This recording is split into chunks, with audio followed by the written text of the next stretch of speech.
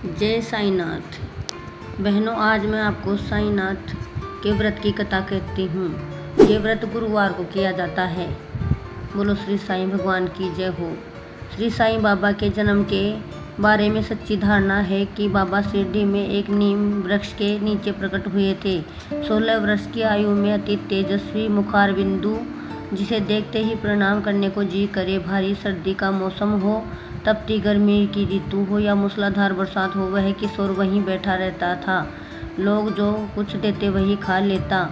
उसके पास एक कफनी, एक पटुए का टुकड़ा, एक ईंट तथा एक डंडा था। वह इन चीज़ों को गुरु की प्रसादी कहता था। न किसी के साथ बातचीत और न कुछ। एक बार वह भक्त अपने शरीर के खंडवा देश के में प्रवेश किया। लोगों ने उनसे पूछा, वह साधु किशोर कौन है? खंडोबा लोगों को लेकर उस किशोर के पास गए। उन्होंने नीम वृक्ष के पास खुदाई करने को कहा। खुदाई करते करते उसमें एक पत्थर दिखाई दिया। उसे उठाने पर उसके नीचे सीढ़ियाँ दिखाई दी। लोग सीढ़ियों से अंदर उतरे तो गोमुखी आकार की गुफा के 4 दीपक जल रहे थे और एक आसमान पर ताजा फूलों का ढेर था। खंडोबा ने कहा, उस किशोर ने यहाँ 12 वर्ष तक तप किया है।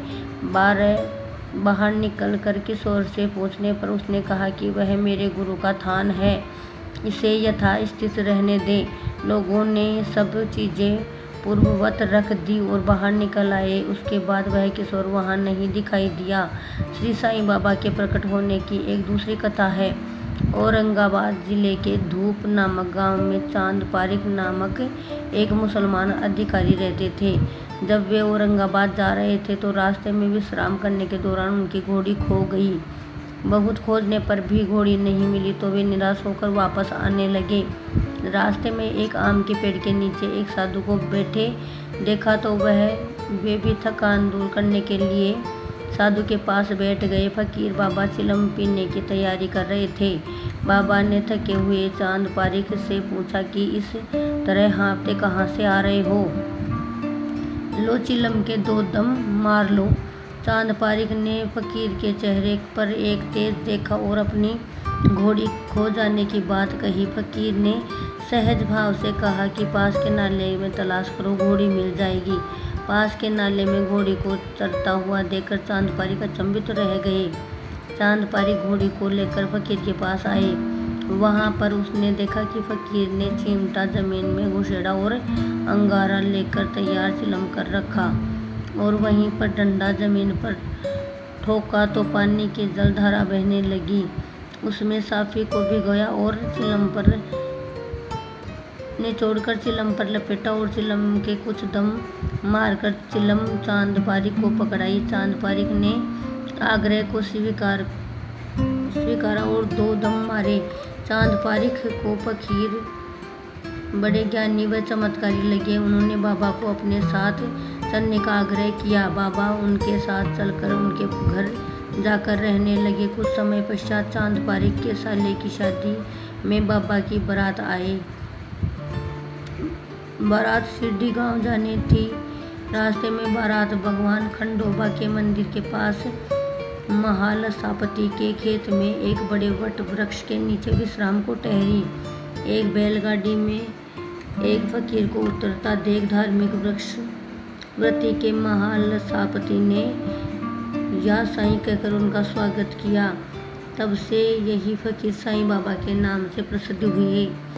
बारात वापस जाने के बाद फकीर शिरडी में ही ठहर गए और अपने देह त्याग कर शिरडी में ही विराजमान रहे।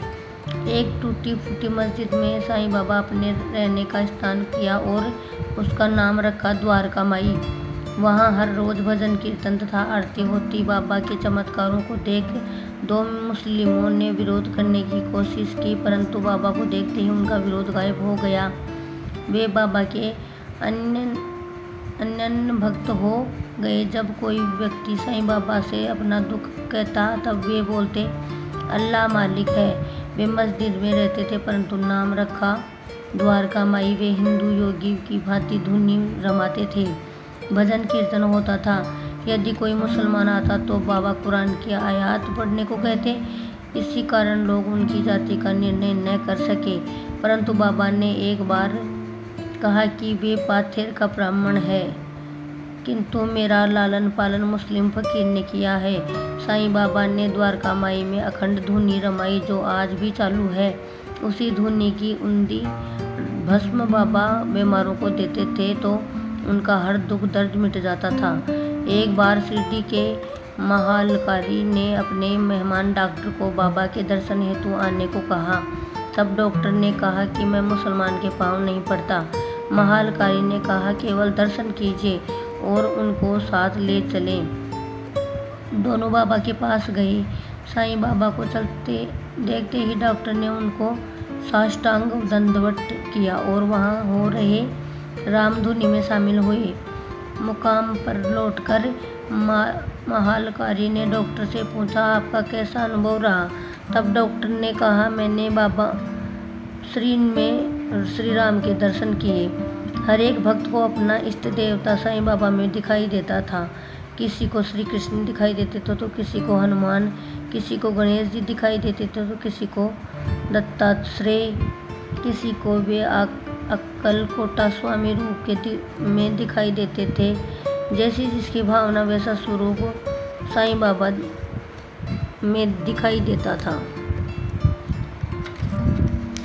साईं बाबा के लिए भक्त जन हर रोज विविध प्रकार के भोजन के थाल लेकर आते, किंतु वे उसे दर्शनार्थियों में बांट देते और स्वयं भिक्षा पात्र झोली में लेकर भिक्षा मांगने चल पड़ते। जो मिला उसमें से थोड़ा अपने लिए बचाकर बाकी कोने में पड़ी कुंडी में रख देते। उस कुंडी में से बच्चे, गाय, कुत्ते, पक्षी आदि कोई भी खा लेता। बाबा ब्रह्मज्ञानी थे, वे हर एक जीव को समान भाव से देखते थे। बोलो श्री साईं बाबा की जय।